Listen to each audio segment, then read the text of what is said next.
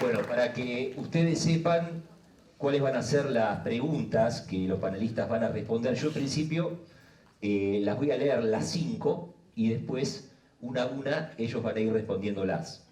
La primera pregunta es, ¿para qué se usa y en qué forma se utiliza el cannabis medicinal? La segunda pregunta, ¿cuáles son las disposiciones legales existentes en la Argentina y también en el mundo? La tercera pregunta es, ¿qué pasa en la calle, en la sociedad? ¿Cuáles son los principales mitos y realidades sobre cannabis medicinal? La cuarta, ¿cuáles son los pasos a seguir o desafíos y obstáculos? Y la quinta pregunta es, ¿qué puede hacer el consumidor final, la población en general? Ahora sí, empezamos con las preguntas. La primera se la voy a dirigir a Ariel Cherro. Ariel, ¿para qué se usa y en qué forma se utiliza el cannabis medicinal? Bueno, el cannabis medicinal se puede utilizar para múltiples patologías, o sea, hay un gran potencial de tratamiento justamente a través de la modulación del sistema endocannabinoide, que es lo que mencionabas en la introducción, y algunas de las patologías tienen más evidencia, o tenemos más estudios científicos que las avalan y otros menos. Creo que uno de los temas centrales es el tratamiento del dolor, donde definitivamente los cannabinoides tienen potencial analgésico y esto sirve para tratar múltiples tipos de dolor. Allí hay que hacer una distinción, digamos que de acuerdo al tipo de dolor que estemos hablando va a ser más o menos eficaz. No es para todos los dolores ni en todas las situaciones, pero hay situaciones concretas donde marca una diferencia importante, ¿no? Lo que llamamos dolores neuropáticos, que son los que dependen de alteraciones del sistema nervioso en todo lo que tiene que ver con la transmisión del dolor. Allí tiene un valor agregado muy importante el cannabis medicinal, porque logra resolver situaciones que quizá los fármacos tradicionales no logran.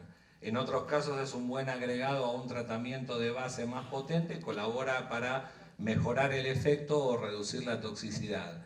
Y en algunas patologías, por ejemplo, como la fibromialgia, si bien no ha demostrado un impacto muy fuerte en sí sobre el dolor, mejora la calidad de vida de las personas a través de la mejoría en el sueño y de sensación de bienestar y otros efectos que muchas veces no son considerados estrictamente analgésicos. Después un tema que quizá no cuenta con tanta evidencia, pero es el tema quizá más contundente o más dramático en nuestra sociedad, es el tema del tratamiento de la epilepsia refractaria, donde se ha demostrado que ha resuelto cuadros de convulsiones y epilepsias que no habían podido ser resueltos con varios fármacos, 4 o 5 fármacos. Son cuadros desde ya de muchísima gravedad que se dan en la población pediátrica en general, y es quizá mucha de la repercusión que ha generado en nuestra sociedad tiene que ver con eso, ¿no? Cuadros que no tenían una resolución desde lo médico lograron un cambio dramático. No es en todos los casos, es aproximadamente un 50% de los pacientes que mejoran, pero cuando lo mejoran, desde ya es un cambio en la calidad de vida que es totalmente impactante y es una de las situaciones más dramáticas por esos pacientes y por sus familias. Después en otras patologías, como por ejemplo el glaucoma, está probado desde hace años que produce una reducción de la presión intraocular y demás. Y hay después múltiples patologías donde hay menor evidencia, pero es un campo de investigación muy amplio, ¿no? Desde enfermedades intestinales, enfermedades de la piel y demás. Creo que es importante resaltar esto, ¿no? Que cuando decimos que no hay evidencia, no es que no conozco a nadie que se haya mejorado, es que no tenemos estudios que nos avalen a los profesionales de la salud para decir la prescripción en esta situación es de primera línea indicar, por ejemplo, cannabis medicinal. Falta todavía eso al margen de las regulaciones legales, ¿no? Ariel, cuando hablas de casos comprobados, de diferentes ejemplos, ¿hablas de la Argentina o de casos en el mundo en general? No, en el mundo este es un tema que está totalmente vigente y en la sociedad genera muchísimo interés. Esto es a nivel mundial, pero en Argentina obviamente también está ocurriendo. En relación a la segunda parte de la pregunta, ¿en qué forma se puede utilizar? La gran división son cannabinoides sintéticos o naturales, es decir, productos farmacéuticos que puedan ser sintéticos, o los cannabinoides derivados de la planta. Cuando hablamos en general de cannabis medicinal nos referimos a los derivados de la planta y pueden ser básicamente administrados por 3 vías, que son digestiva, inhalatoria o tópica, a grandes rasgos. Lo que tiene que ver por la vía digestiva pueden ser extractos, aceites y demás. Lo que tiene que ver con la vía inhalatoria, muchos pacientes fuman o se vaporizan, que son las 2 vías de administración del cannabis por vía inhalatoria, y en vía tópica, es decir, directamente aplicado sobre alguna lesión, como pueden ser digamos, hay distintas experiencias en psoriasis, en distintos tipos de úlceras, que bueno, por ahí no me quiero extender en eso, pero se aplican o tinturas o cremas que pueden tener mayor o menor efecto directamente sobre la lesión. ¿Alguien más del panel quiere contestar sobre esta pregunta? Muy completa la respuesta. Ha sido muy completa. Si no, pasamos a la segunda, como ustedes prefieran. Acotar que cuando él menciona el uso de cannabis, hay que hacer referencia a que los productos para uso medicinal tienen que estar controlados. Es decir, lo más importante es que tengan controlados los principios activos que tiene ese extracto. Y recién a partir de ahí podemos hablar del efecto medicinal, porque si no, no estamos hablando de algo que tenga validez científica.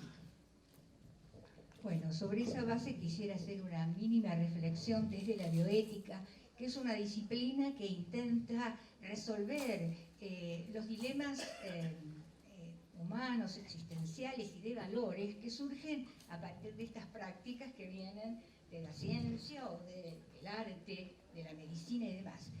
Se ha mencionado justamente que no hay la suficiente evidencia científica, y sobre esa base defender los principios que la bioética intenta defender, como por ejemplo la autonomía o la beneficencia o la no maleficencia, que implican primero no hacer daño, es decir, pero si no sabemos exactamente, porque no hay investigación suficiente, ¿cómo sabemos que no hacemos daño?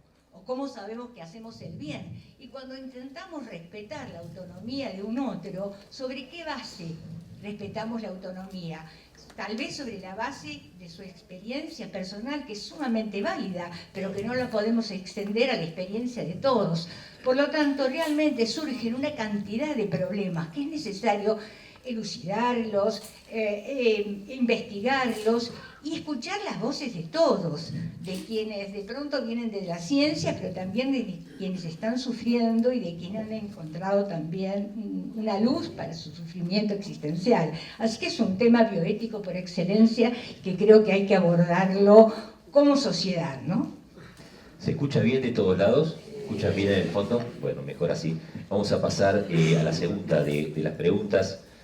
Juan, la voy a dirigir a vos. ¿Cuáles son las disposiciones legales existentes en la Argentina y en el mundo? Bueno, uno podría preguntarse qué hace un juez penal en una jornada esencialmente de salud.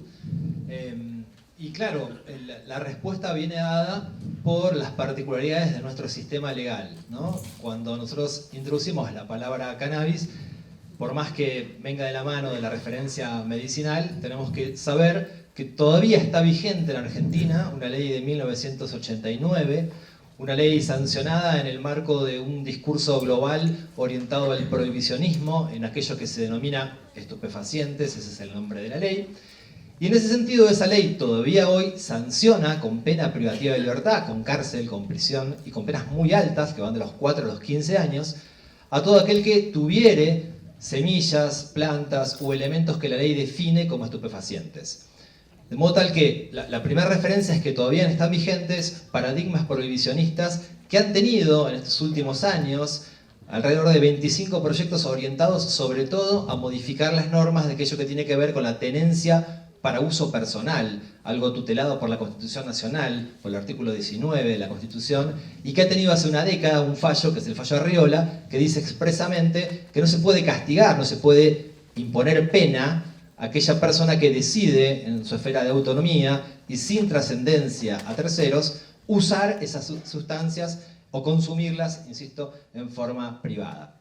En ese marco, hace 2 años se sanciona una ley de uso de cannabis medicinal, que crea digamos, abre una ventanita, ¿sí? Una ventanita ciertamente insatisfactoria, es una ley que es el producto de la lucha de organizaciones de la sociedad civil, sobre todo la lucha de madres, del dolor, de pacientes de cannabis medicinal, que ha logrado con su activismo, insisto, una norma que abre una ventanita insuficiente. ¿Por qué insuficiente?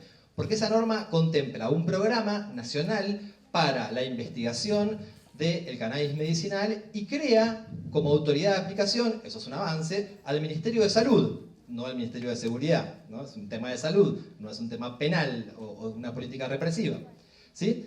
Y establece esa ley que los que se inscriban en un programa van a poder a futuro, una vez que las instituciones del gobierno, particularmente INTA y CONICET, planten e investiguen, ¿sí? Van a poder acceder gratuitamente, con prescripción médica y con inscripción en ese programa, a el aceite de cáñamo en forma gratuita, ¿sí?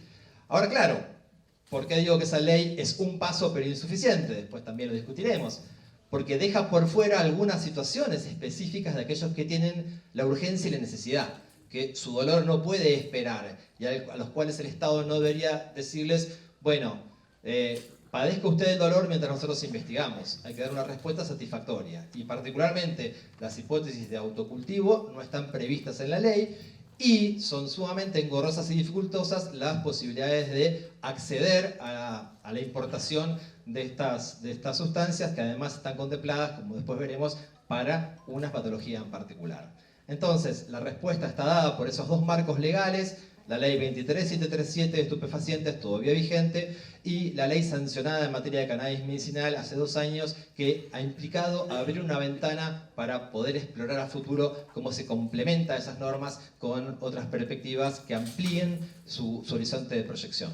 Juan, la pregunta también hace referencia a qué sucede al respecto en el mundo. ¿Esta ley que fue sancionada hace 2 años en la Argentina está en sintonía con otras o hay mejores legislaciones? Bueno, está en sintonía con un montón de legislaciones que se vienen dando precisamente en la última década. Podríamos decir que ese paradigma de los años 80 de la guerra contra las drogas, hoy ya no tiene el consenso internacional que existía. Ese paradigma ha sido modificado en numerosos, incluso Estados Unidos tiene un montón de estados donde el uso recreativo del cannabis está despenalizado y está legalizado. Y en ese sentido el cannabis medicinal ha tenido en Latinoamérica, en casi todos los países, legislaciones tal vez más avanzadas que la nuestra, pero legislaciones en ese sentido, y es la gran discusión que se viene dando, es decir, avanzar hacia formas de intervención no punitivas. Bien, ¿alguien quiere agregar algo sobre esta cuestión? Una cuestión que tiene que ver con la actividad de los investigadores en función de esa ley que mencionó Juan. Los investigadores tenemos, digamos, a través de esa ley la posibilidad de iniciar investigaciones. Es lo que estuvimos haciendo durante este último tiempo. Sin embargo, falta una interacción de las instituciones que participan en esa ley para poder avanzar en los trámites legales, porque hasta el día de hoy, como investigadores, no podemos disponer del material vegetal en forma legal. Entonces, eso es lo que nos imposibilita avanzar. Estamos tratando de abordar distintas vías para acceder al material vegetal, pero, digamos, no se hace fácil porque para eso se necesitan recursos. Todos conocemos la situación actual. Cada vez más los recursos que tenemos los investigadores nos alcanzan para hacer menos cosas. Entonces, eso nos limita muchísimo. Entonces, lo que yo veo como proyección, que también después lo vamos a abordar con más profundidad, es tratar de juntar distintas opiniones y distintas fuerzas, como lo estamos acá, para hacer movimientos más locales, que eso nos va a permitir avanzar en esta temática, con todo, digamos, con todo el conocimiento que tenemos en los distintos grupos de investigación, se puede avanzar, pero va a tener que hacer algo más local, en mi opinión. Silvana, ¿podemos completar esto?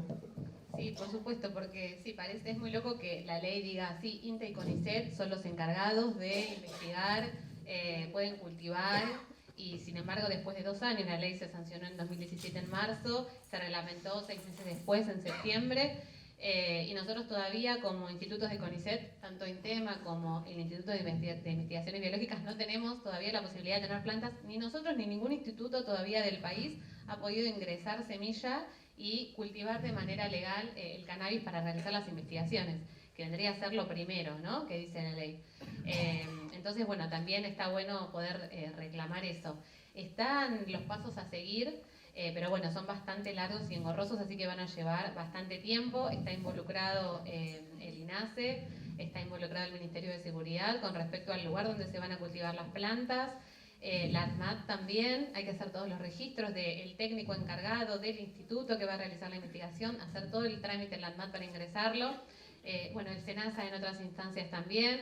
Así que, si bien hay una ley que dice INTA y CONICET puede, todavía faltaría como una decisión política para que eso se agilice. Porque por ahí, si bien tenés el apoyo de tu instituto, o que la universidad diga, bueno, hagamos un proyecto, después siempre falta esa pata de autorización. Bueno, que si bien ahora se sabe cuál es bastante larga. Les recuerdo, antes de pasar a la tercera pregunta, que todas las personas presentes pueden participar con sus preguntas por escrito. Escriben la pregunta y se la entregan a nuestras colaboradoras, después las van a acercar y las podemos formular. La tercera de las preguntas se la voy a dirigir a Susana Larroca. ¿Qué pasa en la calle, en la sociedad? ¿Cuáles son los mitos y las realidades del cannabis medicinal? Bueno, antes de pasar a la tercera, me quedé con una perlita para la segunda, en el sentido que me dio el pie Juan cuando dijo: la ley abre la ventana. Nosotros necesitamos que abra la puerta, porque la ventana sola indudablemente nos permite, como decía Silvina, hacer algunas cosas, pero además nos pone una serie de obstáculos para concretar esas acciones que de alguna manera permite. Y eso nosotros nos podríamos preguntar: ¿y por qué? ¿Por qué pasa eso? Y ahí tendríamos, bueno, para otra reunión más, porque indudablemente aquí lo que pasa es que las leyes tratan de ser generalidades y responder a un consenso. El tema es que no hay consenso. Este es el problema. La ley no está reflejando un consenso, porque todavía no ha sido discutido lo suficientemente como para que el consenso se dé. Y ahora paso a la de mitos y realidades, claro, que también yo misma me doy el pie para decir que en realidad, desde la filosofía, la diferencia entre mitos y realidades es una cuestión de Estado. Todo ha empezado por un mito, que son aquellas explicaciones que nos damos cuando no tenemos la investigación suficiente, la respuesta suficiente, la técnica o el saber suficiente. Una vez que hemos conseguido eso, probablemente el mito se convierta en una realidad que implica que estamos de acuerdo en un tiempo determinado respecto de determinadas cosas. Y cuando pasa el tiempo, eso que alguna vez fue realidad se convierte de nuevo en mito. Y el círculo continúa permanentemente, porque ¿qué mitos vemos realmente con respecto al tema que nos ocupa? Primero, la idea de, o le atribuimos grandes atributos, a grandes cuestiones positivas al tema del cannabis, o lo desfenestramos. Pero sobre la base de que, indudablemente, no tenemos la suficiente evidencia empírica. Lo mismo lo hacemos respecto de los prejuicios. ¿Quién es el que va a tomar aceite de cannabis? Seguramente alguien que le gusta la droga o que no sé. ¿Por qué no se cultiva ahí? No vaya a ser que nos confundan con un montón de presunciones, de prejuicios y de ignorancia que hacen que realmente transitemos por cuestiones relativas a esto de los mitos y realidades. Creo fundamentalmente que el problema es que el mito nunca puede ser el punto de llegada, siempre tiene que ser el punto de partida, porque lo que hace la investigación es horadar los mitos, es problematizarlos, es exigirle que den respuestas que sirven para un determinado momento y no necesariamente sirven para todo. La verdad que los mitos han sido muy productivos para la producción del conocimiento, aún en ese saber que creemos demitificado que es la ciencia. La ciencia también comparte cuestiones relativas al mito. Así que, bueno, veamos en esta evolución mito-realidad de qué lado nos posicionamos para que el mito no nos ahogue y para que las realidades no se conviertan tan fácilmente en mitos. Ariel, llegan al consultorio situaciones muy distorsionadas, cuestiones que están muy alejadas de la realidad. Sí, yo creo que si hablamos de mitos, pienso que lo principal para resaltar es que el mito que se ha generado es que el cannabis medicinal es la panacea para todas las enfermedades, y ese es el problema principal que estamos viendo. Todos los días, es un tema absolutamente de todos los días que llegan pacientes con patologías o subtratadas o no tratadas por el especialista y vienen a consultar simplemente por si pueden tomar o no aceite de cannabis, que ya lo tienen y lo están tomando pero no saben cómo regularlo. Entonces, en ese digamos, día a día nos encontramos con pacientes que han mejorado notablemente de algo, otros que no han tenido ningún efecto y otros que han retrasado un diagnóstico o han tenido problemas por el tema de haber consultado primero por cannabis medicinal. Entonces, me parece que es importante tener en cuenta que no es la panacea, que no todo médico puede recetar para cualquier patología. O sea, yo me dedico a cuidados paliativos, tratamiento del dolor por cáncer.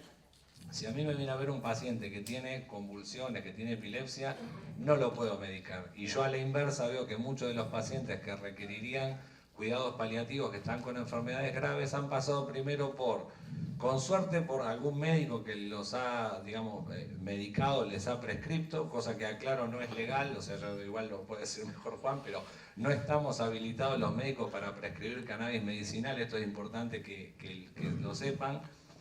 Y como nos pasó hace poquito, una paciente que consulta por dolor de columna lumbar a un cultivador, teóricamente por artrosis, es medicada, termina internada 3 meses después y tenía metástasis en columna de un cáncer de mama. Entonces yo la conozco en ese contexto, ¿no? Entonces, ¿a qué voy? Hay que tener un adecuado diagnóstico, evaluación, y los mitos se generan obviamente por todo lo que está prohibido. Si tuviéramos una sustancia estandarizada, como decía Alejandra, que nosotros pudiéramos prescribir de la patología que conocemos, los mitos se acaban, lo ponemos en su justo lugar. Pero hoy en día lo que está ocurriendo es que hay mucha gente sin acceso adecuado al tratamiento de su problema, que ve en esto un horizonte, ve algo a lo cual llegar, y desde ya que está muy disponible, aún con la prohibición y todo lo que la ley tiene, están ocurriendo un montón de cosas, ¿no? De gente que cultiva, gente que da solidariamente y con buenas intenciones, gente que está vendiendo, gente que vende aceite de oliva que adentro no tiene nada, pasa de todo en la calle. Entonces me parece que es importante también tener en cuenta esto, ¿no? ¿Alguien quiere agregar sobre esta pregunta? Sí, él prácticamente lo dijo. Hay un montón de productos que la gente utiliza creyendo que tienen los principios activos y no lo tienen. Como dijo él, hay gente que consume solamente aceite de oliva. Entonces una persona que compra, que lo usa, dice, a mí no me hizo nada, dice. O a mí no me hizo nada. Y bueno, justamente el foco está en informarse y en primer lugar consultar al médico. Es decir, el médico es el que tiene que orientar qué tipo de productos puede consumir esa persona. Y después recién buscar un producto de referencia, no antes. O probar por probar. Porque está probando algo y ya está generando un mito, a mí no me hizo nada, por ejemplo, ¿no? El paciente hoy no cuenta con un lugar donde ir a certificar la calidad del aceite. Esa es una parte que, digamos, contempla la ley. La ley tiene, lo que comentó Juan, tiene 2 partes prácticamente. Una que es atender las necesidades inmediatas de las personas que tienen epilepsia refractaria, y la otra parte es iniciar con las investigaciones que hoy en día no están en pleno auge en la Argentina. Se hacen, pero moviendo paredes, digamos, moviendo muros, como les comentábamos antes. En esa parte, los investigadores de CONICET, hay una red que fomenta, digamos, la actividad en esta temática, y nos estamos organizando, sería la palabra, pero faltaría decisiones políticas para poder avanzar con más eficiencia. Entonces eso es lo que limita hoy atender las necesidades de los productos que hoy la gente tiene en sus manos, ya lo tiene. Eso es una necesidad que hay que Silvana, me comentabas charlando en la radio de la universidad ayer que en algunas universidades sí existen las herramientas o tienen los elementos como para poder determinar la calidad del aceite de cannabis. Sí, tal cual. Primero destacar que en realidad las universidades quedaron fuera de la ley de cannabis medicinal, solamente INDE y CONICET. No sé si, por qué las universidades en realidad tienen como mayor independencia, pero bueno, fueron dejadas de lado. Algunas universidades del país realizan estas cuantificaciones y la identificación de los componentes activos de los aceites de los pacientes, que es una herramienta fundamental, porque aunque como todavía no tenemos este acceso seguro al cannabis medicinal, mientras tanto, para que el médico, aunque sea, pueda hacer un seguimiento más formal de ese paciente, conociendo los componentes del aceite que está consumiendo, podría ser una asociación directa, con la mejoría del síntoma. Si bien podemos decir yo no creo que podamos decir que una preparación de una mamá de aceite, que por ejemplo si ella cultiva su planta y hace su aceite y se lo da a su hijo, o una persona que tiene HIV y le mejora el apetito y duerme mejor, no sé si podemos decir que esto no es medicina, porque si ellos ven un efecto beneficioso en su organismo y lo quieren consumir, como que es derecho y se sienten mejor, están más saludables, son más felices y eso yo creo que se considera que están mejor de salud. Entonces también lo que pasa es que la falta de reglamentación con todo lo que es cannabis recreativo, medicinal, en nuestro país lleva a que haya todo este desorden y desinformación, a que por ahí ese aceite que produjo la mamá, que se organizó con ONGs y conoce la variedad de la planta y lo fabrica de la manera más segura posible, es una cosa, y otra es ir al mercado negro, comprar, como decía Alejandra, un aceite que no se sabe si tiene bacterias, hongos, si tiene realmente cannabis, también pensar que sirve para todo, consumirlo en cualquier dosis, porque si no se conoce la composición y no se cuantifica cuánto THC o CBD tiene, tampoco se puede dosificar. Entonces toda esa falta de reglamentación lleva a un desorden de que el médico no pueda trabajar de manera formal con un paciente, de que no tengamos un producto seguro para consumir, si ya sea un aceite preparado por una mamá, que ella lo pueda cuantificar en la universidad y saber qué tiene, o ir a una farmacia y comprar un aceite, porque no toda la gente cultiva y quiere cultivar, sino acceder a un producto medicinal seguro, reconocido, limpio, cuantificado. Faltaría todo en realidad todavía. Antes de pasar a la cuarta pregunta, ¿podés completar la tercera? Sí, por ahí la referencia a dos mitos asociados al prohibicionismo muy claros. Uno es el mito de que, prohibiendo una sustancia, esa sustancia va a dejar de ser accesible para la comunidad. La prohibición lo que genera es las redes de clandestinidad y de violencia para acceder a esa sustancia, o en el caso concreto que estamos hablando, como expusieron las compañeras Alejandra, Silvana, la ausencia de control del Estado de la calidad de aquello que te están suministrando. Entonces el mito de la prohibición, como suele ocurrir en el sistema penal, falsamente se consolida la idea de que prohibiendo un determinado problema social se lo elimina, todo lo contrario. Y el segundo mito, el mito sobre los usuarios. En algún momento el legislador definió qué ingresaba en la categoría de estupefacientes, dejó por fuera el tabaco, dejó por fuera el alcohol y decidió incluir algunas otras sustancias. Y esas sustancias, en la medida que cargan con esa denominación de prohibida, de estupefaciente, le asigna a los usuarios también un carácter de estigma, ¿sí? Y ese estigma está muy claro cuando interviene la ley penal y no el sistema de salud en consumos problemáticos. Y ese estigma va de la mano de la persecución, del encarcelamiento y de la concepción de que el usuario de determinadas sustancias es un delincuente. Y esos son mitos que, sobre todo, son culturales y entre todos y todas tenemos que desterrar. Bien, vamos a pasar a la cuarta pregunta. Les digo que entramos en la etapa final para que ustedes puedan entregar sus preguntas escritas. Alejandra, ¿cuáles son los pasos a seguir o desafíos y obstáculos que tenemos sobre el tema? Bueno, los obstáculos más o menos ya los fuimos mencionando. La ley todavía no está implementada, entonces no podemos avanzar con eso. Sin embargo, tenemos que convivir con contradicciones, como por ejemplo, los investigadores no podemos tener material vegetal, pero en el mes que viene, en la rural, hay una exposición de cannabis. Entonces, esas contradicciones realmente dan mucha bronca, sobre todo para los que podemos colaborar haciendo algo en la temática. Todas esas cosas que vemos que ocurren nos dan como una impotencia muy grande. Entonces creo que nos tenemos que organizar para trabajar en conjunto e ir logrando pequeños escalones en esta temática. Este encuentro de hoy con distintos profesionales, con distintas miradas, es un avance para lograr nuevas cosas. Y yo creo que pasa por ahí, porque como investigadoras de CONICET, y Silvana lo sabe, participamos en reuniones en el CONICET, pero que no llegaron todavía a ninguna buena conclusión, digamos. No nos facilitan nada, todo lo contrario, parece que todas las cosas que venimos haciendo es para ponernos frenos. Entonces creo que más que seguir por todas las vías posibles para atender la demanda social, en primer lugar.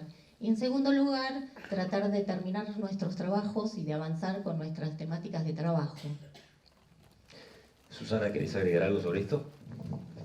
Una pequeña cosita a lo que estaba diciendo Alejandra, es que nosotros desde el programa bioético de la Universidad Nacional de Mar del Plata hicimos una presentación a las autoridades de la universidad y se trató en el Consejo Superior, y la idea y fue justamente a pedido de ustedes que hicieron la demanda al Comité de Ética, y nosotros la vehiculizamos. Bueno, y el Consejo Superior está trabajando en eso hace un tiempo prolongado, viendo también qué hacen las otras universidades. Me acordaba cuando vos le contestabas a Martín recién que hay otras universidades que han tomado un poco la bandera, ¿no? Y además quería contarles, en relación a qué podemos hacer, que todos los comités de ética de la zona sanitaria octava, de la zona de Pueyrredón y de la zona incluso de llegar hasta Bahía Blanca, han conformado una red que se llama Red Bioética del Sur Bonaerense. Y esa red también hizo un comunicado a favor de que se generen espacios de reflexión que permitan destrabar esto, que indudablemente demanda la necesidad de que se escuchen otras voces. Lo que estamos, creo que diciendo en esta oportunidad, es que hay voces que no han sido escuchadas o han sido escuchadas a través de la ventana, no de la puerta. Así que, bueno, sin que queramos sacar un portón terrible, porque también habrá que ir poco a poco, abrir la puerta es necesario. Juan. Bueno, en ese sentido, el horizonte de proyección también demanda, hasta tanto se modifique la ley y este paradigma prohibicionista, pensar acciones urgentes, sobre todo entendiendo que esta es una cuestión de derechos humanos esenciales, ¿sí? De una cuestión de derecho a la salud. Y en ese sentido el Poder Judicial tiene que ser un interlocutor clave para poder lograr un acceso democrático para todos y todas al acceso a la salud. Y se han presentado acciones de amparo en dos líneas, en dos direcciones, muy simples, que no necesitan a veces siquiera de abogados y abogadas para interponerlos. Recursos de amparos, primero para gestionar la posibilidad de autocultivo, ha habido decisiones jurisdiccionales que lo han habilitado en casos específicos, ¿sí? Y por otro lado también recursos judiciales que han permitido, por fuera de las previsiones del ANMAT, importar sustancias para otras patologías no contempladas en un decreto que va en contra del espíritu de la ley. De modo tal que el Poder Judicial es un actor clave para poder demandar en las situaciones de urgencia, donde hay un derecho a la salud vulnerado, que es un derecho humano esencial, demandar las posibilidades urgentes que la ley hoy no contempla. ¿Qué debe hacer, Juan, la autoridad judicial cuando recibe un amparo? ¿Cuál es el primer paso que da? Bueno, el primer paso, obviamente, en estos casos es la opinión científica para la situación particular, ¿no? Y en la medida que se demuestre verdaderamente la conveniencia en materia de situación de salud, habilitar estas alternativas, tanto de autocultivo, tanto de gestionar, si tiene obra social, que la obra social cubra esta situación, como ha habido varios fallos en ese sentido, o la alternativa de importar por fuera de las graves complicaciones burocráticas que existen. Martín, quería agregar una cosita, que si bien tenemos una ley que todavía tiene un montón de carencias, es como en el caso de la reanimación cardiopulmonar, es mejor tener una ley que no tener ninguna, digamos, y es todo un avance. Canadá ya va por la 4ª modificación de su ley y no todo se dio de golpe, entonces estas cuestiones de los debates, los pedidos expresos de determinadas incorporaciones o exclusiones de la ley son procesos dinámicos y que se van a ir dando a lo largo del tiempo. Estamos en una situación mucho mejor que antes de la sanción de esta ley. Algo hay, digamos. Entonces es como para empezar a explorar eso, ¿no? Y en relación a, digamos, a los amparos y demás, sí hay situaciones muy críticas. Yo, perdón, pero quiero hacer hincapié en esto. Lo que ha motivado gran parte de esta ley es la situación de pacientes con síndrome genético, pacientes pediátricos con epilepsia refractaria, donde han sido situaciones dramáticas los cambios que ha habido y familias que se han expuesto a la ilegalidad para proteger a un ser querido. Entonces esas son las situaciones que no pueden ocurrir. En el resto, cuando hablamos digo esto porque Juan hablaba de dolor, y yo creo que por ahí hablamos de sufrimiento, expresamente con lo que tiene que ver con dolor, yo veo la situación contraria, mucha gente que entra por la ventana, como dice Susana, decir, voy a usar cannabis porque nada me alivia, en realidad nunca tuvieron una consulta formal. Menos del 10% de los pacientes que requieren cuidados paliativos tienen acceso a cuidados paliativos, entonces, es decir, están subtratados. Para decirlo a la inversa, el 90% de la gente que tiene dolores severos con una enfermedad terminal padecen un sufrimiento que es evitable. Entonces es lógico que uno busque respuestas, pero en ese caso no siempre la respuesta es el cannabis. Es muy distinta en la situación que si nosotros estamos hablando, por ejemplo, de la epilepsia refractaria. Yo quiero hacer esa salvedad porque me parece que es importante y, digamos, entender eso, ¿no? Bien, antes de pasar a la quinta, que va a ser la última de las preguntas para el panel, les aclaro que tenemos preguntas que hemos recibido por mail y otras que ustedes están formulando ahora y que seguramente vamos a incluir antes de las 3:30. Después, también, como dije en la apertura, tendrán la oportunidad de quedarse un ratito más aquí abajo en el café con los panelistas que van a estar hasta las 17. Silvana, la quinta pregunta. ¿Qué puede hacer el consumidor final, la población y todos nosotros? Todos nosotros, desde la sociedad, también los políticos, los científicos, los médicos, bueno, cada uno desde su parte. Primero me parece que, bueno, desde la sociedad, primero informarse. Tenemos una ley, está bien, está buenísimo, hay una ley de cannabis medicinal. ¿Qué es lo que dice la ley? Mucha gente cree, bueno, ¿cuántas plantas puedo tener? ¿Lo compro en la dietética? No, ¿qué dice la ley? ¿Estoy incluido dentro de la ley? Bueno, la ley solo incluye por ahora el consumo, la importación de aceite para epilepsia refractaria. Bueno, listo, ¿qué tengo que hacer? Hay unos pasos a seguir, no son tan complicados. Cuando hay una epilepsia refractaria que no responde a la medicación habitual, con acompañamiento del médico se pueden hacer los trámites. Esto se hace todo por internet, en la página de la AFIP, se crea una clave fiscal, el médico es bastante responsable de esto porque va a currículum vitae del médico, una conformidad, etcétera. Se los traje por si alguien tiene alguna duda, historia clínica, declaración jurada firmada por el médico, consentimiento informado, conformidad de la institución sanitaria. Todo se presenta por internet y vía web y sucede la importación del aceite de cannabis, pero bueno, solamente para epilepsia refractaria, nada más. Y después, bueno, ¿qué hacemos mientras tanto?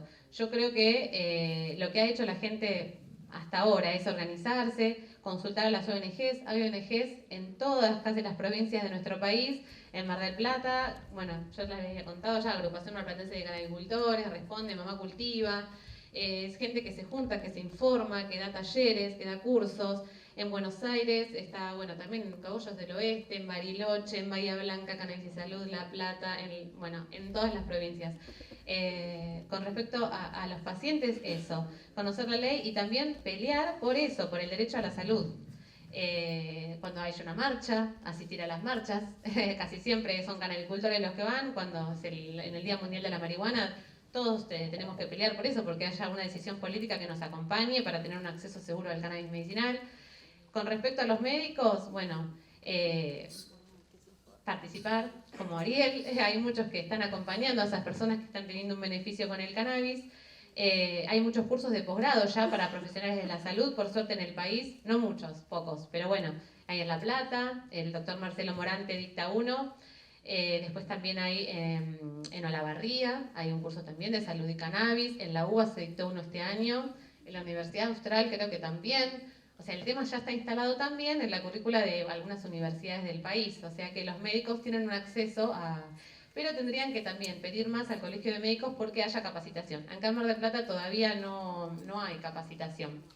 No, en general es un tema que está incluido en muchos de los congresos de oncología, de tratamiento del dolor, siempre se habla desde, digamos, por ahí el interés nuestro, ¿no? Al margen de que siempre se habla de la problemática de que hay una relación invertida, en el sentido que los que piden son los pacientes, las familias y el médico el que desconoce. El día que tengamos una sustancia estandarizada y nosotros podamos prescribir y un paciente me diga, no, mire, no hay otra cosa, estaríamos en una situación, digamos, de un avance enorme, ¿no? Hoy en día es al revés. Y el reclamo también a los científicos. El otro día estuve en una conferencia de Alberto Comlit, que estuvo acá en la Universidad de Mar del Plata, y él trabaja en regulación de la expresión génica, ¿no? Por un splicing alternativo se llama, que varía la expresión de un gen.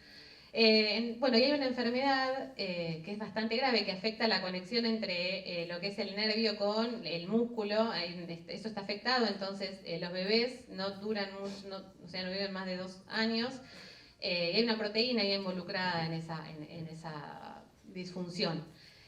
Entonces, bueno, un investigador uruguayo, él contaba que había descubierto una proteína, bueno, cómo solucionar eso en su laboratorio y habían hecho el medicamento. Y acá las familias en Argentina se habían juntado porque ahora las familias del cannabis y también de otras enfermedades leen papers, se informan y se habían informado y lo fueron a ver acá a Alberto Comlit, a su laboratorio, esta organización de padres. Y le dijeron, Alberto, nosotros necesitamos que vos en Argentina investigues esto, porque sabemos que trabajas en esta herramienta de regulación de la expresión génica, y necesitamos que vos investigues en Argentina, como lo hizo este investigador, Adrián se llama, en Uruguay. Y él como que se sorprendió primero, pero dijo, pero sí, es lo que tenemos que hacer, responder a la sociedad, seamos políticos, científicos, médicos. Y bueno, y es más, los mismos padres fueron los que juntaron plata para comprar los reactivos para realizar las investigaciones. Y se llevó a buen puerto, ¿sí? Se tuvo una respuesta, se tuvo una droga que mejoraba el uso del otro medicamento también uruguayo. O sea que me parece que también la gente tiene que reclamar, tiene que informarse primero. Que no se puede nada, que solamente tenemos aceite, solamente para epilepsia refractaria por ahora, pero bueno, también estamos felices de que tenemos una ley de cannabis medicinal, que se está haciendo un ensayo clínico en el Garrahan con aceite medicinal para epilepsia refractaria, que tal vez se haga uno para dolor, pero todavía nos falta. Y la gente tiene que informarse de cuáles son las metas, cuáles son también hasta dónde puede llegar, ¿no? El cannabis no es para todo, alcances y limitaciones, y también saber que tiene que reclamar por el derecho a un acceso seguro al cannabis medicinal. Antes de pasar a las preguntas del público, Alejandra, me pareció que querías agregar algo. Un pequeño comentario para hacer una distinción, porque a veces queda como una frontera un poco difusa. Una cosa es el uso de cannabis medicinal y otra es el uso recreativo. Y ahí disiento un poco con Silvana, que ya lo sabemos, nos conocemos, entonces creo que la gente tiene que buscar información certera sobre cannabis medicinal. Entonces, acceder a la información a través de cannabicultores, por ahí, no todos, pero muchas veces la información no es la correcta. Entonces, yo creo más conveniente que la gente que tenga inquietudes y pregunte a gente realmente que esté formada desde el área científica, que le pueda dar una respuesta desde ese lado en primer lugar. Quizá después pueda recurrir a alguna alternativa para acceder al producto, pero hay este límite difuso del uso recreacional que creo que hay que dejarlo separado. Sí, y eso también hay que tener cuidado también con el tema de las redes sociales, por ahí uno lee, no es lo mismo, como yo les decía, hay muchas madres y familias que a mí me sorprenden porque leen los papers y tratan de... Lo que pasa es que lo hacen porque hay una falta de respuesta desde el Estado. O sea, no hay muchos médicos que estén informados sobre cannabis. Es más, para armar este panel hoy, buscando médicos que sepan sobre cannabis medicinal y que puedan responder, fue también dificultoso. No hay muchos médicos abiertos a esto y que tengan información sobre cannabis. Entonces, bueno, ante la falta, yo sé que no es lo ideal, pero ante la falta, las ONG son las que se están haciendo cargo por ahora, en todo el país. Entonces esto no puede estar pasando. Me parece que es una falta más nuestra, de organización nuestra, de las instituciones, para dar respuesta, que de la gente. Yo creo que es nuestra falta más que... Va quedando temas que después podemos continuar en el café. Seguramente mucha gente se va a aprender en este debate. Pasamos a las preguntas, que son muchas, que han llegado desde el público. Antes voy a leer algunas de las enviadas por las redes sociales del CONICET. Por ejemplo, ¿dónde y cómo? Ustedes me dirán quién quiere responderlas. ¿Dónde y cómo se consiguen las gotitas? Primera. Sigo con otras, si no.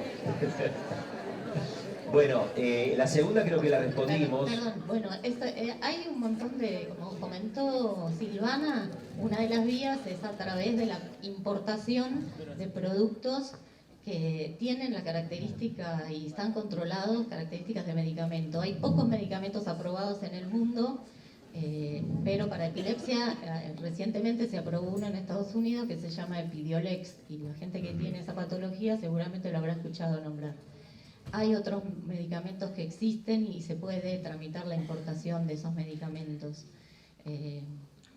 Pero bueno, hay que trabajar para obtener uno local, uno propio. Sí, yo quería agregar esto, ¿no? Aunque uno no esté de acuerdo con algunas cosas, pienso que lo primero es que hay que ser responsables y respetuosos de la ley que tenemos. Si no nos gusta, hay que cambiarla. En este momento en realidad no tiene mucha lógica lo que está ocurriendo, es lo que dice Alejandra. Uno puede importar un aceite de Estados Unidos a un precio carísimo, ahora no recuerdo exactamente el del Charlotte Web, pero creo que está alrededor de $300 aproximadamente, es muchísimo dinero. O, llegado el caso, el Epidiolex. Tenemos en Argentina la tecnología para producirlo. Si una mamá lo puede hacer en su casa con una rosera o una panchera, lo puede hacer cualquier laboratorio farmacéutico. Entonces, depender de la importación de un aceite extranjero en realidad no me parece a mí personalmente correcto, pero es lo que dice la ley. Tampoco me parece correcto decirle a la gente vaya y compre en tal local una gota, porque está prohibido, porque se exponen a un montón de cuestiones de seguridad para su salud. Entonces, ¿que no nos parece lo mejor? No nos parece lo mejor, pero es lo que hay. Me parece que si no empezamos por respetar eso y luchar para cambiarlo, lo que se haga desde otro punto de vista, por lo menos en mi caso como profesional de la salud, me parece irresponsable recomendar otra cosa. De manera recurrente también se ha preguntado con qué obstáculos se han encontrado en el trabajo con este tema, legales, personales, laborales. No sé quién quiere responder. Todos los obstáculos. Sí, todos los obstáculos. Como decía Alejandra, no hemos podido todavía tener plantas y la ley de 2017. O sea, yo creo que nosotros, desde no tener el material vegetal, después el hecho de poder medir los aceites de los pacientes, aunque sea para que un médico diga, bueno, estoy llevando a cabo este acompañamiento, necesito saber qué tiene, tampoco podemos tener el permiso para medir el aceite porque es un aceite de origen ilegal. Entonces en la institución donde uno trabaja tampoco puede hacer la medición. El médico tampoco puede hacer un seguimiento seguro porque tampoco sabe qué está tomando ese paciente. Entonces, toda esta falta de reglamentación hace que tengamos miles de obstáculos. Desinformación, falta de reglamentación. Juan. Yo me voy a pelear con Ariel. No, a ver, quiero decir esto. Producto de también la desinformación y los mitos que siempre atraviesan esta cuestión, hay que destacar que nuestro país sanciona la ley de estupefacientes en el año 89 a partir de la demanda de la comunidad internacional y especialmente de Estados Unidos, ¿sí? Y en ese sentido había una Convención Internacional de Estupefacientes del año 61 que expresamente deja por fuera la posibilidad de castigar el uso del cannabis medicinal. Nuestro país lo desatendió y avanzó en un sistema prohibicionista que era todavía más intenso que la ley internacional. Entonces, como la mirada del abogado es distinta a la del médico, me parece que siempre las normas tienen que ser interpretadas con las normas de mayor jerarquía, que son precisamente los tratados internacionales de derechos humanos en materia de salud. Y en ese sentido, las vetas que se han previsto a través del Poder Judicial con esas acciones de amparo para permitir la importación más allá de lo que establece el legislador, o para permitir el autocultivo más allá de lo que permite la ley de droga, me parece que son caminos a explorar hasta tanto se modifique el paradigma prohibicionista. El sistema penal interviene considerando que hay que prohibir este tipo de cuestiones por cuestiones de salud pública, salud colectiva.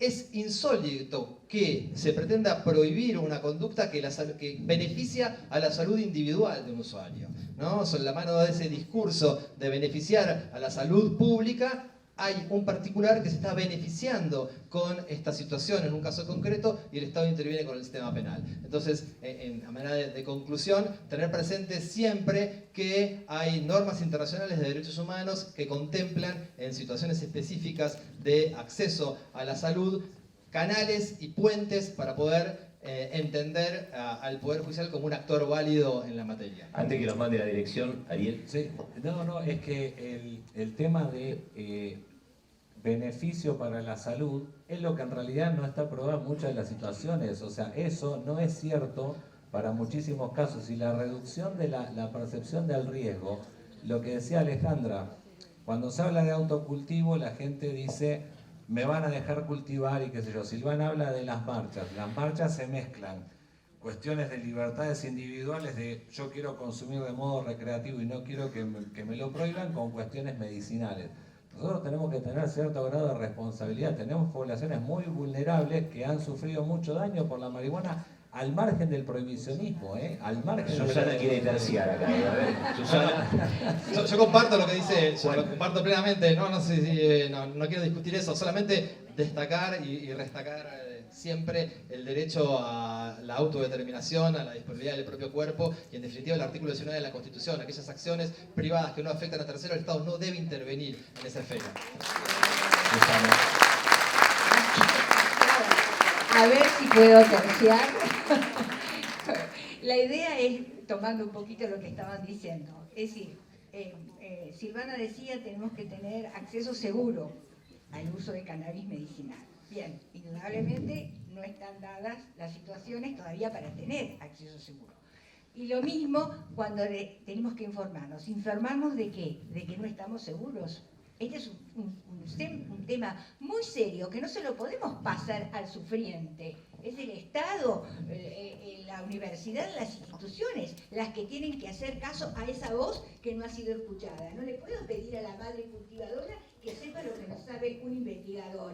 No le puedo pedir realmente al médico que haga lo que está prohibido por la ley. Entonces realmente creo que estamos obligados a cambiar socialmente una situación, porque no es, yo estoy totalmente de acuerdo con los derechos individuales y con los derechos humanos, pero en realidad cuando le decimos a alguien sea autónomo, nunca tiene que ser autónomo en soledad, es autónomo en relación a los otros, al médico que tiene que prescribir mal o bien, al abogado que te tiene que sacar sí o no de que hayas cometido un ilícito, al investigador que necesitas darle una serie de elementos y el investigador dice, pero si yo no tengo las plantitas para investigar. Entonces no es una acción individual y de algunos sectores, es realmente una acción colectiva a que estamos obligados. Y creo que un poco esta reunión y este evento nos permite dar a lo mejor los primeros pasos para eso, ¿no? Está muy bueno el debate, vamos a completar con Alejandra y ya paso a las preguntas del público. Sí, y bueno, coincido en lo que dicen todos, pero de alguna manera tenemos que organizarnos para dar un paso. Vos hablaste de recursos de amparo. ¿Hay recursos de amparo para investigadores, por ejemplo? Bueno, en realidad el recurso de amparo está previsto como una opción cuando se vulnera un derecho por parte del Estado o digamos, para poder accionar en ese sentido. Todos vamos a coincidir acá en la necesidad de... Claro. Nosotras fuimos Al micrófono, por favor. fuimos a pedir un recurso de amparo, fuimos a hablar con una defensora federal a decirle, ¿podemos pedir un recurso de amparo? Porque la verdad que no estamos pudiendo investigar. Y ella nos dijo, pero ¿cómo? Si la ley dice que INTA y CONICET pueden investigar. Ahí están mis compañeras presentes que nos pasó. La ley los está priorizando. Bueno, Juan no es el Poder Judicial. también si vemos la Constitución Nacional nos establece una serie de derechos programáticos que hoy no se cumplen, a la vida, a la salud, a la integridad física y sobre todo a la justicia social, y estamos lejos de eso, ¿no? Bien, me permite pasar a las preguntas, tenemos 15 minutos para completarlas. La primera es, ¿cómo se establece qué tipo de cannabis es el específico para cada enfermedad? ¿Pueden especificar para cuáles patologías se pueden usar? A ver. Médica. No, en realidad no hay un cannabis específico. Lo que sí hay que saber es que hay distintas variedades de cannabis. Nosotros tenemos la planta de cannabis sativa, pero cada variedad de cannabis que han sido, o sea, se generan en muchos bancos de semillas con características específicas, cada una de ellas tiene una proporción diferente de esos compuestos activos. Por lo tanto, cada una va a tener un efecto diferente sobre la salud. Pero lo que pasa con el cannabis a la vez es que es bastante personal el efecto después también. Entonces, por ahora no. Y sí se sabe que hay evidencia científica que es bueno para el THC o CBD para algunas cuestiones en particular. Por ejemplo, el THC para dolor o para controlar los vómitos durante la quimioterapia, para la espasticidad en esclerosis múltiple. ¿Sí? El CBD, por otro lado, como ansiolítico o también para controlar convulsiones, pero no hay una variedad para... Eso no está estipulado. La siguiente pregunta está relacionada, quizás Ariel la pueda responder, tiene varios puntos. Si provoca adicción, si es útil para los trastornos del sueño y si tiene beneficio para enfermedades óseas. Bueno, arranco primero por la más fácil y después vamos a la más difícil. ¿Cómo no? Para el trastorno del sueño, sí es uno de los efectos, digamos, secundarios que muchos pacientes reportan y en realidad ha mejorado el sueño inclusive en situaciones patológicas como la fibromialgia, mismo la esclerosis múltiple y otras patologías. Hay un efecto hipnótico que a veces no se mantiene a lo largo del tiempo y en otras ocasiones sí. Enfermedades óseas es muy amplio digamos, el término. Sí hay receptores de endocannabinoides y de cannabinoides en el hueso y hay estudios en animales, no en seres humanos, donde hay una cierta mejoría de la masa ósea y demás.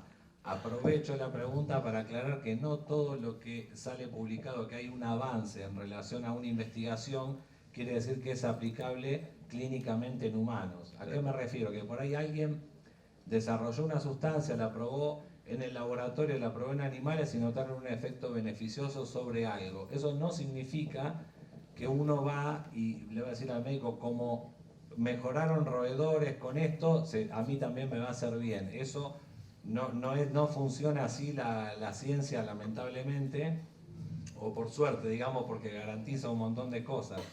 Y la primera parte, ¿cuál era? Si provoca adicción. Bueno, sí, de hecho, digamos, de los usuarios recreativos, si bien el cannabis tiene un poder adictivo mucho menor que otras sustancias como la cocaína, el mismo que el tabaco y demás, hay un grado de adicción, se calcula aproximadamente que es de 2 de cada 10 personas que consumen, en general por la vía inhalatoria. De los aceites en sí desconozco, si un paciente que empieza a consumir el aceite para tratar una patología puede llegar a desarrollar una adicción. El potencial teóricamente está porque el efecto psicoactivo también se da por vía digestiva, pero desde ya que con el cannabis hay riesgo de adicción. Remato esto con una frase que dice un colega que se llama Carlos Centeno de España, que hicieron un estudio de investigación bastante importante, que dice: el cannabis no es ni tan eficaz como piensan los pacientes, ni tan tóxico como piensan los médicos, ¿no? Hay un lugar ahí en el medio que hay que buscar, y bueno, pero sí hay cierto riesgo, digamos. ¿Y tiene beneficios para enfermedades óseas? Enfermedades óseas, hoy en día aplicaciones clínicas, yo por lo menos no conozco ninguna, no sé si vos... estudios muy recientes con este concepto, fundamentalmente con uno de los principios activos que es el CBD. Ajá. En materiales para regeneración ósea. Bien.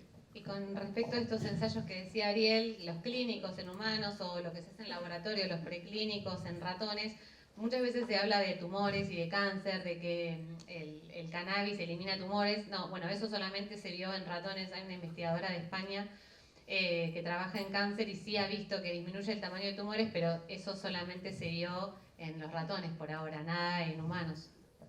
Juan, la siguiente pregunta estaba formulada de la siguiente manera. ¿Cuál sería la situación en que se encontraría un usuario al que se le rechace un amparo? Entiendo que se refiere a qué otro recurso tiene una persona que recibe esa respuesta de la justicia. Bueno, la posibilidad de apelar esa decisión y que intervenga otro tribunal para modificar, porque un rechazo de un amparo deja cerrada alguna de estas alternativas que mencionamos, ¿no? En ese sentido, a mí siempre me importa destacar la diferencia entre penalizar y legalizar, ¿no? Porque son criterios que a veces van confundidos en el medio. Desde hace 10 años, nuestra Corte Suprema de Justicia de la Nación estableció que aquellas acciones privadas de las personas no son constitucionales que el legislador la castigue con pena. Es inconstitucional sancionarlas como está prevista actualmente en el artículo 14, segunda parte de la ley 23737. Son, insisto, conductas no lesivas hacia terceras personas, hechas en un ámbito de intimidad y privacidad, y con lo cual el Estado no puede intervenir con una sanción penal. Ahora, todavía está vigente en la norma que eso es ilegal para la letra fría de la ley, y eso lo quiero también destacar con un sentido de responsabilidad. Si una persona cultiva hoy para la letra fría de la ley, si una persona suministra a título gratuito para la letra fría de la ley, eso es delito, es ilegal, insisto. No significa eso que se le vaya a imponer una pena, pero sí que puede ser objeto de un allanamiento, de un secuestro de esos materiales, de transitar por el sistema penal, hasta tanto se analice el caso, considerando el fallo Arreola de hace 10 años, que eso no es delito. Eso siempre me parece importante destacarlo para que todos y todas sepamos los riesgos a los cuales estamos expuestos hasta tanto se modifique la norma. Juan, creo que esta también va dirigida a vos, aunque no excluye a los otros integrantes del panel. ¿Hay estadísticas de cuántas causas penales se iniciaron en Mar del Plata a cultivadores y cómo concluyeron? En realidad hay bastante poca estadística a nivel de política criminal, pero sí me interesa destacar una cuestión fundamental. Mar del Plata es un departamento judicial que tiene una fiscalía de drogas cuya política criminal no es la persecución de los usuarios. No es la persecución de los usuarios, me parece muy importante marcarlo. No así ocurre eso en el resto de la provincia o del país. Eso tiene que ver también con los operadores judiciales, con la visión que cada fiscal y que cada juez tiene sobre la cuestión de acceso a los derechos, de modo tal que hasta tanto no haya un cambio de ley que sea regular para todos y de cumplimiento obligatorio para todos los operadores judiciales, va a depender siempre de la mirada que tengan esos actores sobre el acceso a los derechos, sobre, en definitiva, la prohibición o el permiso. De modo tal que ha habido causas iniciadas que no han terminado en condenas, pero como vuelvo a repetir, eso siempre es una situación traumática. Un allanamiento es algo muy violento, ni hablar una detención preventiva, hasta tanto se determine que esa persona no es un narcotraficante o alguien que vende al menudeo las sustancias, sino que las tiene para consumo personal.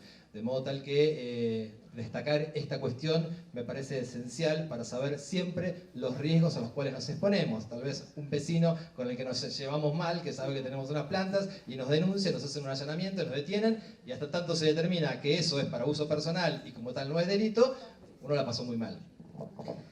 La siguiente pregunta creo que la respondió Silvana, la voy a leer igual. ¿Se puede llevar al CONICET o a la Universidad Nacional de Mar del Plata o a algún lado, preguntan, el aceite para hacer su análisis? Todavía nosotros presentamos un proyecto para prestar el servicio, pero todavía no lo tenemos autorizado. Necesitamos importar de manera legal los estándares que vendrían a ser los testigos. Es una molécula de THC pura para poner en el equipo de CBD o de lo que queramos medir. Bueno, eso hay que hacer toda la importación de manera legal y todavía, bueno, no la hemos podido realizar. Y en el país ninguno de los laboratorios todavía ha podido, no sé si Alejandra tiene conocimiento, ningún laboratorio ha podido ingresar de manera legal los una estándares. Cosa que quedó pendiente en lo que dijiste de las universidades nacionales que hacen análisis, esos análisis no son cuantitativos, dan porcentaje, pero no te dicen exactamente las cantidades que tienen. pueden proyectar un número, pero No, no sí, tienen los estándares, creo. sí, los la tienen, de lo que Rosario me parece que no. En La Plata sí, pero lo que pasa es que ahora piden que sea esta importación legal y te piden la facturación. Los estándares, bueno, uno lo puede conseguir, pero ahora sí te piden como la importación legal vía ANMAT y eso es lo que todavía tarda y por eso no se puede prestar el servicio a la comunidad todavía. Pero cromatógrafos hay en casi todas las universidades del país, eso es importante destacarlo también. Es un equipo que se usa rutinariamente para un montón de determinaciones y obviamente también se puede medir THC, CBD, terpenos. Son equipos de uso diario en el laboratorio. Bueno, hicieron referencia a la Universidad de La Plata. Hay una pregunta concreta. ¿Qué opinan del trabajo sobre cannabis realizado por la Universidad de La Plata? Yo A ver. los felicito. A mí me parece que, si bien bueno, la ley dice que hay que importar la semilla para comenzar a trabajar con cannabis, lo que ha hecho La Plata es utilizar variedades que ya están usando los usuarios, que han tenido efecto medicinal, y empezar a caracterizarlas. Porque nosotros podemos hacer una importación de una semilla porque está caracterizada y se sabe el nombre.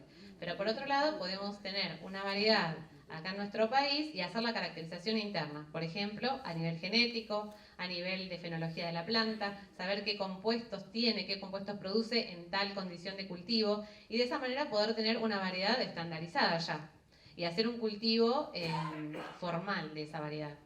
Entonces ellos lo que hicieron fue agarrar una variedad de planta, reproducirla, caracterizarla en todos esos niveles y realizar una investigación formal y científica. Me parece que está bueno, pero bueno, lo malo es que ellos están fuera de la ley haciendo eso, porque lo que dice la ley es que hay que importar la semilla vía INASE, están inscritos en la ANMAT. Pero bueno, en el mientras tanto y en los grises que hay, en La Plata CONICET La Plata, ha avanzado y bueno, hace poco hizo unas jornadas informativas donde mostraron todos los resultados. Incluso también se mostraron resultados de médicos del Hospital Rofo de cuidados paliativos que han hecho seguimiento a muchos pacientes que consumían aceite y entonces vieron qué variedades eran mejores, y los resultados que tenían los pacientes con respecto a ese cannabis consumido, y en muchos casos esos aceites habían sido cuantificados también en La Plata, que también cuantifican, pero con estándares que no son los importados por ahí, por la ANMAT, como piden ahora. Bien, la siguiente pregunta incluye 2 puntos. Voy a dejar el primero para el final, que me parece es el más polémico o puede ser el más comprometedor para ustedes. ¿Cómo aceleramos la implementación? Es la segunda parte de esta pregunta. Y es que yo lo que les decía, ¿cómo aceleramos la implementación de la ley? Entiendo yo que sí, sí. Y reclamando, pidiendo. Yo, la verdad, personalmente, cuando me dicen, hay una charla de CONICET, yo dije, hay otra charla de CONICET, ¿y qué decimos? Porque no puedo responder nunca, y estamos trabajando en esto hace bastante tiempo, y no podemos avanzar, y la gente necesita una respuesta, y necesito medir mi aceite, y tienen un cromatógrafo, ¿y por qué no me pueden medir el aceite? ¿Y por qué no se cultiva o se sabe cómo se comporta esta variedad y para producir el aceite? ¿Cuándo los laboratorios de producción pública de medicamentos de Argentina van a poder generar el aceite de cannabis si ya la ley está hace 2, 3 años? 3 años. O sea, entonces, después dije, bueno, sí, obviamente, es genial la charla, hay que informarse, hay que reclamar, hay que unirnos desde las diferentes disciplinas para poder generar algo, para poder reclamar y que los políticos nos escuchen y se pueda avanzar, porque la verdad que está todo muy... Pero es esto, primero es como contradictorio, si es otra charla más, ¿cómo respondes a la gente? Te sentís un poco responsable, no del todo, porque no podemos, pero bueno, es eso, reclamar. Bien, la última pregunta del público, sin eufemismo, directa, ¿cómo se hace el aceite? ¿Se puede responder? ¿Es legal? El ISABE me va a retar. Está el director del CONICET. Bueno, ahora vamos a continuar en el café. Les pedimos disculpas por las incomodidades que hemos tenido. Realmente esta sala, que es inmensa, nos ha quedado chica y realmente habla de la importancia del tema. Vamos a repetir esta misma charla con este mismo tema en diciembre, una vez que cumplamos con las otras 2 que ya están programadas. Reitero que pueden quedarse en el café, en el piso de abajo. Los panelistas van a estar. Pido un fuerte aplauso para ellos.